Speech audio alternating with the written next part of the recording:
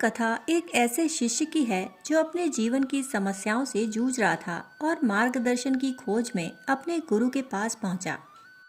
जैन कथाएं सरल होते हुए भी गहरी होती हैं। वे न केवल हमारी सोच को झकझोरती हैं बल्कि हमें आत्म मंथन के लिए प्रेरित भी करती हैं। यह कहानी सिर्फ बाहरी अंधकार की नहीं बल्कि हमारे मन के भीतर मौजूद अज्ञानता और भ्रांति के अंधकार की भी बात करती है। हम सब अपने जीवन में किसी न किसी रूप में भटकते हैं, रास्ता खोजते हैं, उत्तर चाहते हैं। पर क्या वास्तव में बाहर समाधान है या उत्तर हमारे ही भीतर छिपा है? यही प्रश्न इस कथा का मूल है। एक समय की बात है, एक जिज्ञासु शिष्य अपने गुरु के पास पहुंचा। वह जीवन की जटिलताओं में उलझा हुआ था। उसे ऐसा लग रहा था कि वह सही राह से भटक गया है और जीवन में अंधकार छा गया है। उसने अपने गुरु से पूछा, गुरुजी, मैं अपने जीवन की राह कैसे खोजूं? जब चारों ओर केवल अंधकार है तो सही मार्ग कैसे दिखेगा? गुरु ने शिष्य की ओर देखा और मुस्कुराए। वे जानते थे कि यह प्रश्न केवल बाहरी राहों से नहीं बल्कि शिष्य के मन की उलझनों से जुड़ा हुआ है। उन्होंने शिष्य से कहा, चलो मेरे साथ आओ। गुरु उसे एक कमरे में ले गए। वह कमरा बिल्कुल अंधेरा था। वहां रोशनी का एक भी स्रोत नहीं था। शिष्य ने अंदर कदम रखा और तुरंत ही घबराहट महसूस की। गुरु ने कहा, इस कमरे में एक बैल है, जाओ उसे ढूंढो। शिष्य ने कुछ देर तक अपने हाथों से टटोलकर देखने की कोशिश की, परंतु उसे कुछ न मिला।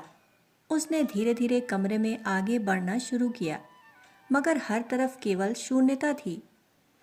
कुछ देर बाद उसने कहा, गुरुजी, यहाँ तो कुछ भी नहीं है। मैंने पूरा कमरा टटोल लिया, परंतु मुझे कोई बैल नहीं मिला। गुरु ने हल्की हंसी के साथ कहा, क्या तुमने वास्तव में ढूंढने की कोशिश की? शिष्य थोड़ा परेशान हो गया और उसने फिर से तलाश शुरू की। उसने दीवारों को छुआ, कोनों में जाकर देखा, फर्श पर हाथ फेरा, परंतु उसे कुछ भी महसूस न हुआ। कुछ देर बाद वह फिर बोला, गुरुजी, मैं सच कह रहा हूँ, यहाँ कोई बैल नहीं है। गुरु ने शांत स्वर में उत्तर दिया, तुम्हें बैल नहीं दिखा क्योंकि वहाँ कोई बैल है ही नहीं। परंतु जब मैंने कहा कि वह यहाँ है तो तुम्हारे मन में उसकी कल्पना पैदा हो गई। तुमने उसे ढूंढने की कोशिश की, लेकिन असल में तुम अपने ही मन में बने भ्रम को खोज रहे थे। शिष्य यह सुनकर चौंक गया। उसने सोचा कि यह सब क्या था। वह प्रश्नवाचक दृष्टि से गुरु को देखने लगा। गुरुजी ने आगे कहा, ठीक इसी तरह जब तुम कहते हो कि तुम्हारा जीवन अंधकार में है, कि तुम सही राह नहीं देख पा रहे, तो वास्तव में अंधकार बाहर है या वह तुम्हारे मन के भीतर है। जब तक तुम अपने मन के भ्रम, डर और संशय को दूर नहीं करोगे, तब तक तुम्हें कुछ भी नहीं मिलेगा। अंधेरा बाहर नहीं, तुम्हारे भीतर है। जब तुम अपने भीतर प्रकाश जलाओगे तो राह अपने आप दिखने लगेगी। शिष्य को अपनी समस्या का उत्तर मिल गया।